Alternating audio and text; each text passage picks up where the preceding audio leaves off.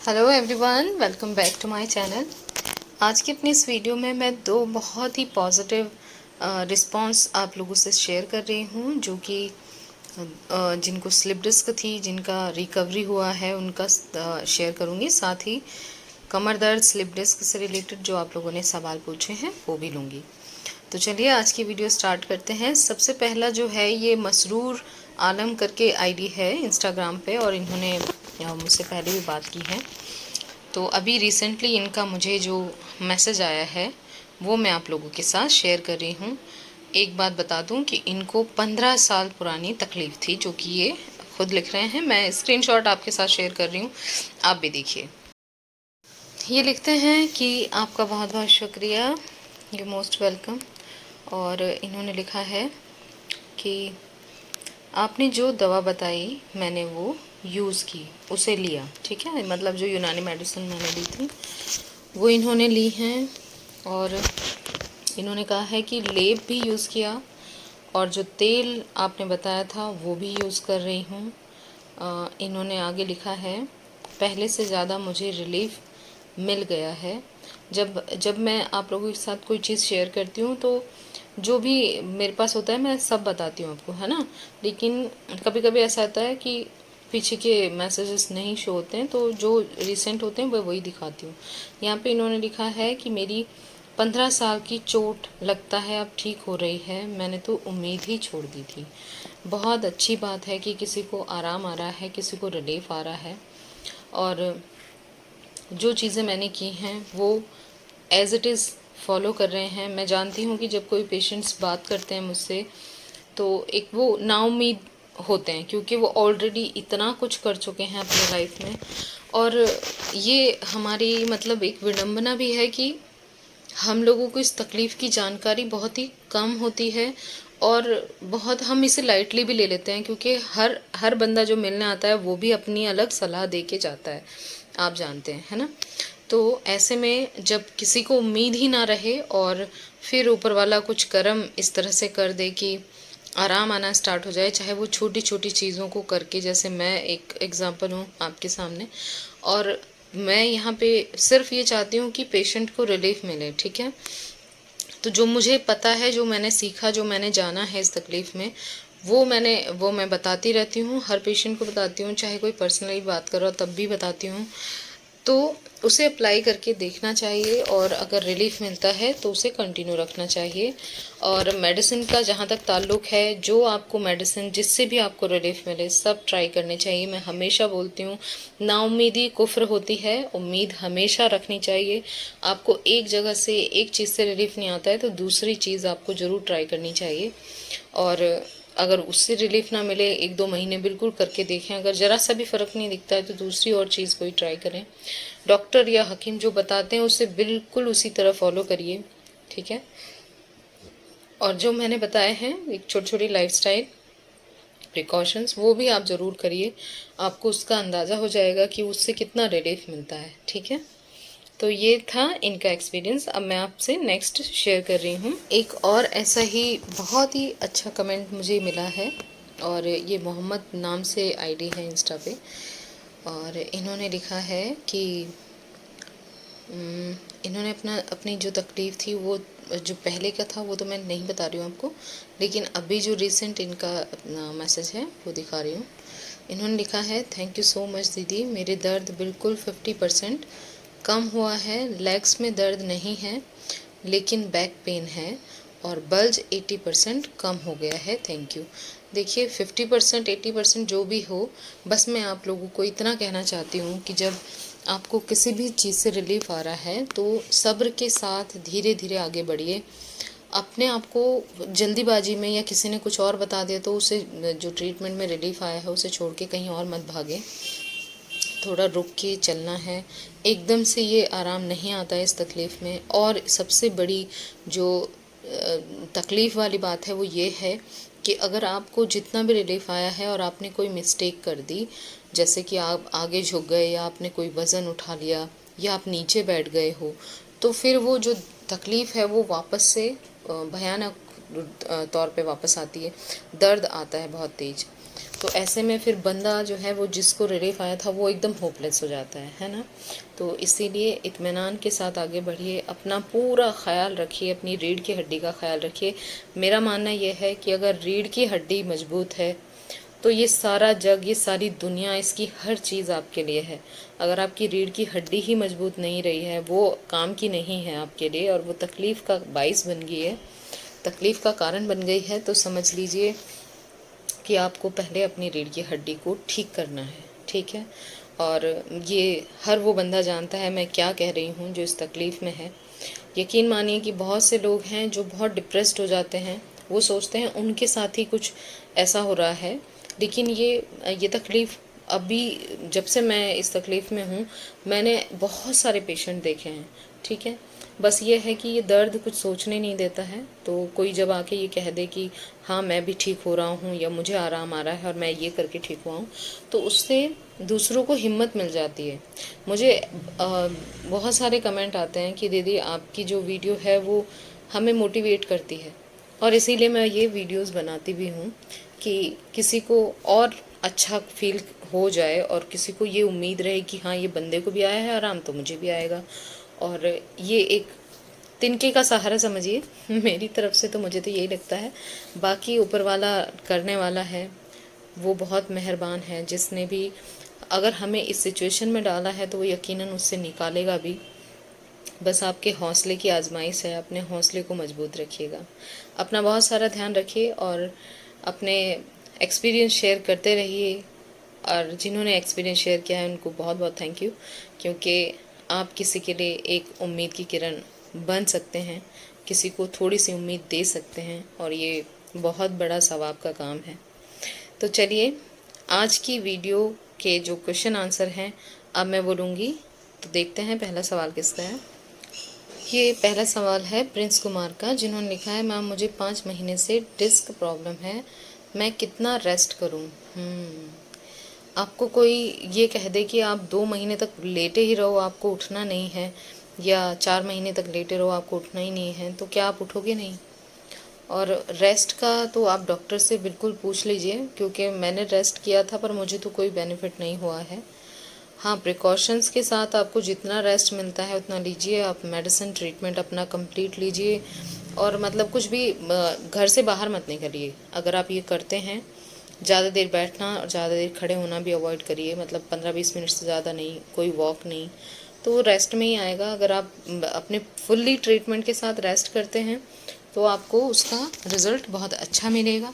बाकी मैं ये नहीं कह सकती कि आप कुछ दिन या कुछ महीने के लिए अगर बिल्कुल रेस्ट पे आ जाओगे तो आपको रिलीफ आ जाएगा, तो ऐसा कुछ भी पॉसिबल नहीं है। बहुत सारे पेशेंट मिल जाएंगे आपको बता देंगे जो मिलते हुए थे, और कुछ पेशेंट ऐसे भी हैं कि जिनको रेस्ट कहा और वो लोग ठीक भी हो गए। तो मैं इस चीज़ में श्योर नहीं हूँ, और इसीलिए मैं आपको सलाह दूंगी कि आप अपना ट्रीटमेंट पूरी तरीके से अच्छे न्यूरोलॉजिस्ट को दिखाकर ट्रीटमेंट लीजिए, प्रिकॉशंस लीजिए जो मैं बताती हूँ वीडियोस में। जिनको नहीं पता है वो लोग मेरे नीचे, इसमें वीडियो के नीचे जो डिस्क्रिप्शन है उसमें जाइए, वहाँ पे वीडियोस के लिंक होंगे, वो देख लीजिए।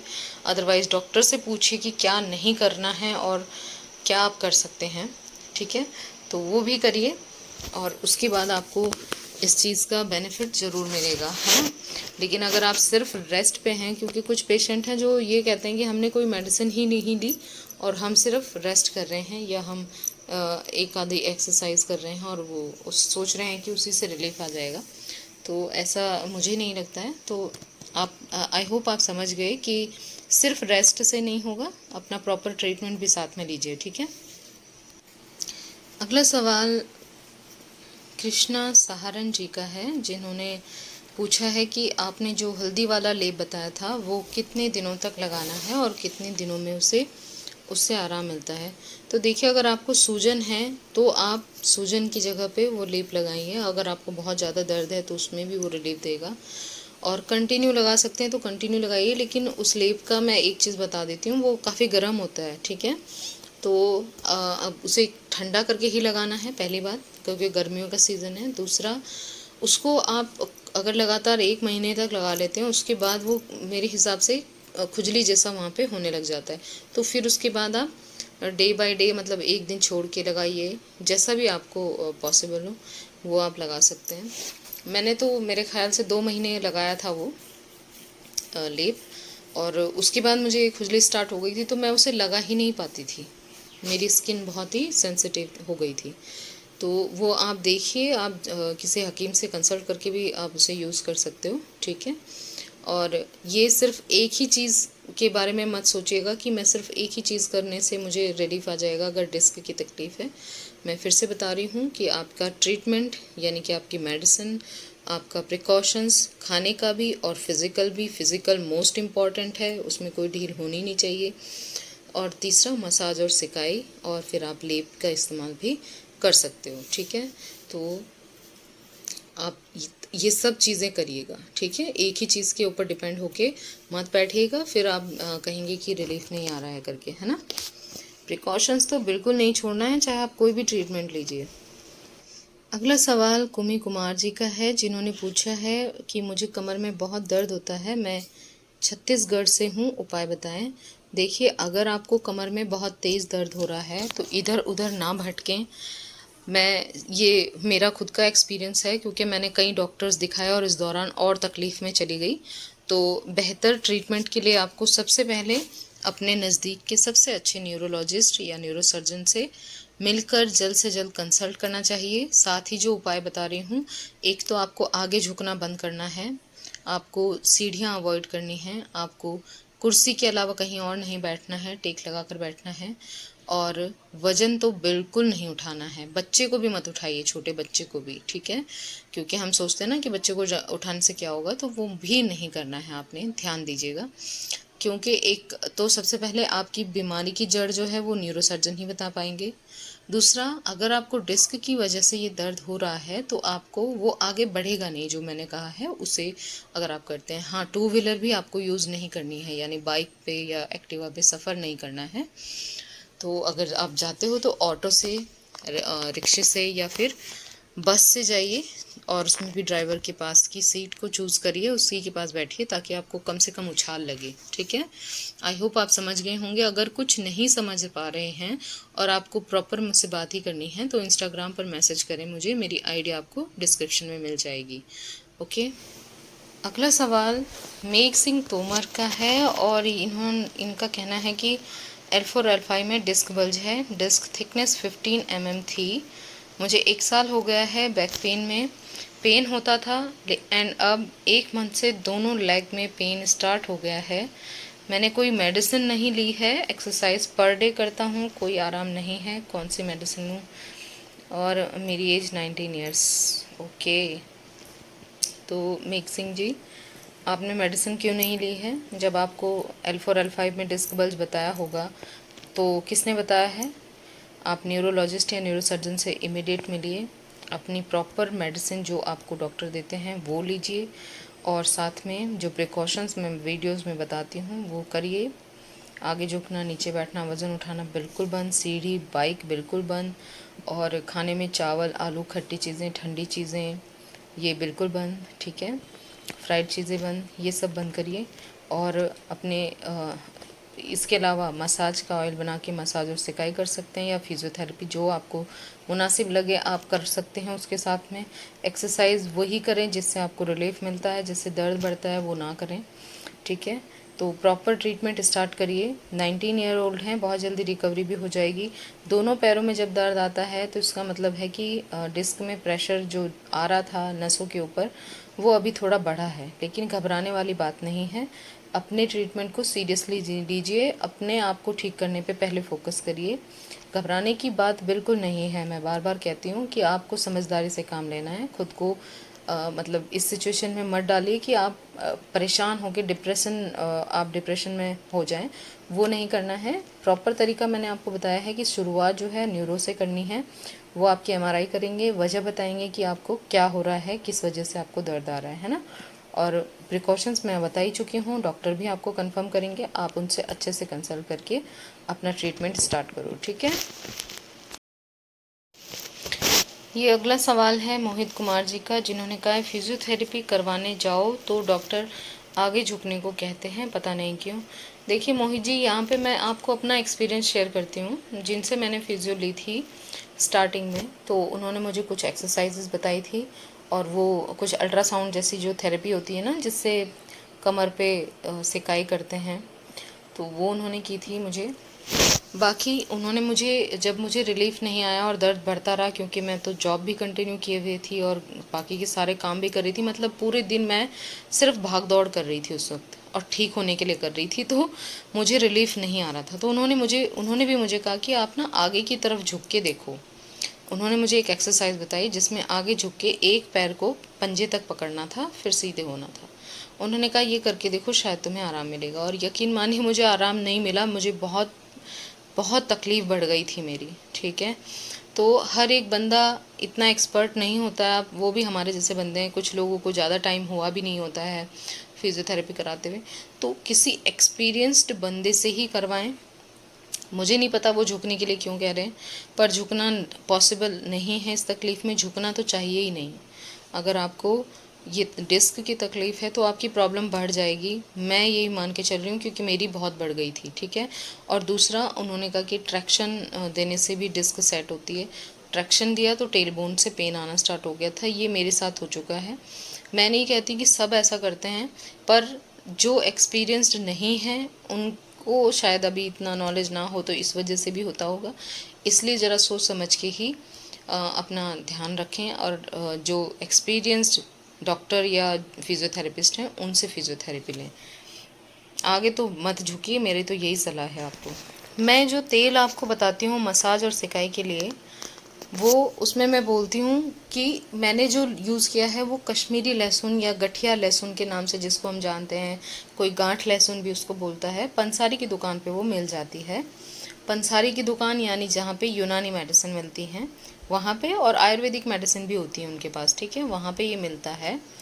तो आप लोगों में से बहुत से लोग हैं जिनको वो सोचते हैं घर की लहसुन हम यूज़ कर लेंगे तो वो काम कर जाएगी, पर उसके अपने आयुर्वेदिक लक्षण जो गुण होते हैं वो किसी और लहसुन में नहीं मिलते हैं। इसीलिए कृपया वो जो मैं कश्मीरी लहसुन बताती हूँ उसी को लें। आपने पूछा है मधु जी कि क्या ये लहसुन के पौधे के ऊपर जो होती है वही गांठ लहसुन होती है? तो देखिए, हमारे जो देसी लहसुन है ना, जो हमारे घर के पास मिल जाती है, हमारे घरों में मिल जाती है, उसमें पौधे के ऊपर छोटी छोटी सी होती हैं, ठीक है। उसका साइज अगर हम बड़ा कर दें तो वो गांठ लहसुन या गठिया लहसुन या कश्मीरी लहसुन उसको बोल सकते हैं। तो वो आपको घर के पौधे से नहीं लेनी है, वो आपको पंसारी की दुकान से मिल जाएगी, ठीक है। अगला सवाल ये कृष्णा जी का है, जिन्होंने पूछा है कि जब मैं खड़े होकर काम करती हूँ तो राइट साइड वाला पैर में बहुत तकलीफ़ होती है। कृष्णा जी, ये स्लिप डिस्क का ही कारण है। इसमें शार्टिका नर्व जब प्रेस होती है, और वो तभी होती है जब हम खड़े होकर काम करते हैं। खड़े होकर काम करने के दौरान हमें कोई सपोर्ट नहीं मिलती है, ठीक है ना, रीढ़ की हड्डी को, और हमारी अपर बॉडी का वज़न ही 30-40 किलो से तो ज़्यादा ही होता है। तो ऐसे में वो जो वज़न है वो डिस्क पे पड़ता है, और डिस्क की एक लिमिट है कि वो थोड़ी देर तो झेल लेगी, उसके बाद वो दबेगी। डिस्क दबेगी वज़न की वजह से, तो फिर वो प्रेशर डालेगी नसों के ऊपर, और सबसे पहले एक पैर में दर्द आता है, कमर से पैर तक जाएगा वो। तो वो लेफ़्ट पैर भी हो सकता है, वो राइट पैर भी हो सकता है। तो कृष्णा जी, अपना ट्रीटमेंट अच्छे से लें, अपने न्यूरोलॉजिस्ट या न्यूरोसर्जन से मिलें, बेल्ट का यूज़ करें। जो भी घर के काम करने हैं, मैंने वीडियोस पूरी बनाई हैं कि मैं कैसे कैसे करती थी, और वो आप देख लें। मेरी प्लेलिस्ट है स्लिप डिस्क रिलेटेड, वहाँ पे आपको वो वीडियोस मिल जाएंगी, उनको देखिए। उनको वैसे ही प्रिकॉशंस के साथ में काम करना है। अगर आप 15-20 मिनट से ज़्यादा खड़े होंगे तो आपको दर्द आएगा, उससे पहले ही दर्द, उससे पहले भी आ सकता है, लेकिन आपको 15 मिनट से ज़्यादा नहीं खड़े होके काम करना है। आप उसके बाद 5 मिनट का रेस्ट ले लें, ठीक है, या बैठ जाएं या लेट जाएं, जैसे भी आप कर सकते हैं, आपको रिलीफ मिलना चाहिए। तो वैसे लेटना सबसे ज़्यादा बेहतर होता है, क्योंकि उसमें बॉडी का पूरा वज़न ही बिस्तर पे चला जाता है और डिस्क ज़रा रिलैक्स हो जाती है ना। तो आपको मैंने बता दिया है, अभी प्रॉब्लम इतनी नहीं है, ये स्टार्टिंग का फेज़ होता है, लेकिन अगर आप ऐसा ही करते रहे, आप बिना प्रिकॉशंस का ध्यान रखे आप घर के काम करते रहे, तो फिर आपको प्रॉब्लम बढ़ सकती है। ठीक है, तो प्रिकॉशंस का ध्यान रखिए, झुकना वगैरह बिल्कुल मत करिए, चाहे कितना भी इम्पोर्टेंट हो। अपने कामों को एडजस्ट कीजिए, खड़े होके आप कम टाइम के लिए खड़े होके काम करिए, फिर लेट जाइए, इस तरीके से करना है। ठीक है जी। अगला सवाल ज्योति जी का है, जिन्होंने पूछा है कि मुझे ज़्यादा खड़े रहने में तकलीफ़ होती है और चलती हूँ तो कुछ लचक सी महसूस होती है। चावल खा लेती हूँ कभी कभी, मुझे L5S1 है। तो ज्योति जी, आपको खड़े रहने में तो तकलीफ़ होगी, ये तो पेशेंट्स के साथ होता ही है, खड़े होने पे ज़्यादा तकलीफ़ होती है। और लचक सी महसूस हो रही है, ये अच्छी चीज़ नहीं है। आपको अपने न्यूरो से बात करनी चाहिए, न्यूरोलॉजिस्ट या न्यूरोसर्जन से, और अच्छे से अपना ट्रीटमेंट लीजिए। चावल खा लेती हूँ का बात नहीं है। अगर आप वैसे तो एलोपैथिक में कोई मतलब परहेज़ नहीं बताते हैं खाने का, लेकिन अगर आप कर लेंगी तो उसका बेनिफिट आप ही को है। मैंने तो सिर्फ बताया है जो मैंने किया है ना, बाकी की चीज़ें भी मैंने सब शेयर की हैं। बिल्कुल एज इट इज़ अपने प्रिकॉशंस लीजिए जो भी आप ट्रीटमेंट ले रहे हो उसके साथ। और अगर आप एलोपैथिक ले चुके हो या उससे रिलीफ नहीं है तो फिर आयुर्वेदिक, होम्योपैथी, यूनानीपैथी सब ट्राई करिए। ठीक है, तो जो चीज़ें मैंने बताई हैं उनको अच्छे से करिए। खाने में भी परहेज़ करिए, अपना फ़िज़िकल परहेज़ तो बहुत ज़रूरी है, वो तो करना ही है। आपको जो चीज़ें ना समझ आएँ, आप नीचे डिस्क्रिप्शन में जाइए या फिर प्लेलिस्ट चेक कीजिए मेरी, वहाँ पे आपको आइडिया हो जाएगा। जो चीज़ें मैंने बता रखी हैं वो करके देखिए। ओके, और इसके अलावा कुछ आपको अगर पर्सनल बात करनी है, आपको लगता है कि आपको समझ नहीं आया है, तब मुझे आप इंस्टाग्राम पर मैसेज करें। या किसी को अगर यूनानी मेडिसिन नहीं मिल रही हैं जो मैंने बता रखी हैं, जो मैंने ली थी, अगर कोई लेना चाहता है और नहीं मिल रही हैं तो वो मुझे इंस्टाग्राम पर मैसेज करें। मेरी आईडी आपको डिस्क्रिप्शन में मिल जाएगी। ओके, ये निवास जी का है मैसेज, जिन्होंने पूछा है कि मुझे स्लिप डिस्क का प्रॉब्लम है, 2 साल हो गए, कौन सी मेडिसिन से आराम मिलेगा, प्लीज़ हमें बताइए। देखिए, 2 साल हो गए हैं तो मैं उम्मीद यही करती हूँ कि पेशेंट न्यूरोलॉजिस्ट या न्यूरोसर्जन को सबसे पहले दिखा चुके हैं। ठीक है, ताकि उनकी ट्रीटमेंट की उन्हें सही जानकारी हो और वो ट्रीटमेंट ले चुके हों। ठीक है, अगर आपने नहीं लिया है तो सबसे पहले न्यूरोलॉजिस्ट या न्यूरोसर्जन को दिखाइए, प्रिकॉशंस लीजिए जो मैंने अभी ऑलरेडी वीडियोस में बता दिए हैं, वो प्रिकॉशंस लीजिए। उसके अलावा मसाज और सिकाई आप कर सकते हैं, ऑयल आप घर पे बना सकते हैं, वीडियो का लिंक डिस्क्रिप्शन में आपको मिल जाएगा, वहाँ से देखें, वो तेल बनाइए। और उसमें मसाज का तरीका है, नीचे लंबर से जो टेल बोन है ना, वहाँ से हल्के हाथ से ऊपर की तरफ, ऊपर की दिशा में लेके आना है हाथ को, लेकिन उसे नीचे नहीं लेके जाना है। तो नीचे से ऊपर लाएं फिर हटा लें, नीचे से ऊपर लाएं फिर हटा लें। इस तरीके से मसाज, 15 मिनट की मसाज और 20-25 मिनट सिकाई, दिन में 3 बार आप कर सकते हैं। ठीक है, तो वो करिए। आपने पूछा है कौन सी मेडिसिन से रिलीफ मिलेगा, तो ये कोई भी नहीं बता सकता है कि कौन से मेडिसिन आपको शूट कर जाएगी। तो सबसे पहले तो एलोपैथिक ट्राई करें, और एलोपैथिक इधर उधर ना भटकें, सीधा न्यूरोलॉजिस्ट या न्यूरोसर्जन के पास जाएँ। ठीक है, अगर आप वो कर चुके हैं और रिलीफ नहीं आ रहा है, तब फिर आप दूसरी मेडिसिन जो आयुर्वेदिक में मिलती हैं या होम्योपैथिक की होती हैं या फिर यूनानी होती हैं, वो आप ज़रूर ट्राई करके देखें। ठीक है, जिस चीज़ से आपको रिलीफ फील होगा वो भी लेना है, लेकिन सिर्फ मेडिसिन इसमें आराम नहीं करती हैं। मैं फिर से आपको बता दूं कि सिर्फ मेडिसिन, जो भी सोचते हैं कि हम मेडिसिन खाएंगे और ठीक हो जाएंगे, तो ऐसा नहीं होता है।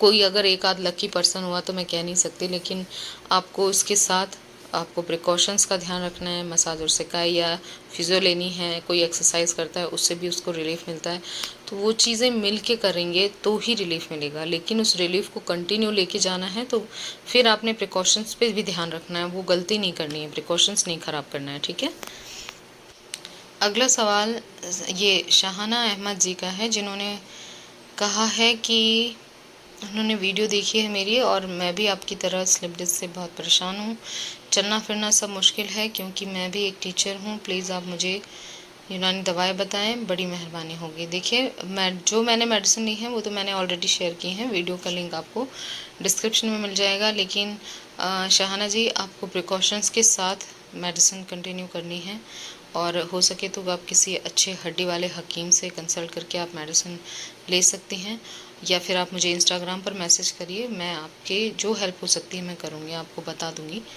ठीक है, जब अगर आपने न्यूरो को नहीं दिखाया तो सबसे पहले तो वहाँ दिखा लीजिए, फिर आप दूसरी चीज़ें करिए। खड़ा होना मुश्किल हो गया है तो अभी जितना हो सके रेस्ट करिए। मुझे नहीं पता आपकी जॉब प्राइवेट है कि गवर्नमेंट है, लेकिन आपको रेस्ट इसमें ज़रूर चाहिए। और क्योंकि मैं भी टीचर थी और मैंने इस तकलीफ़ के दौरान जॉब कंटिन्यू की थी, तो उसके बाद मैं ऐसी स्थिति में आ गई कि मुझे जॉब मैं कर ही नहीं पाई, है ना।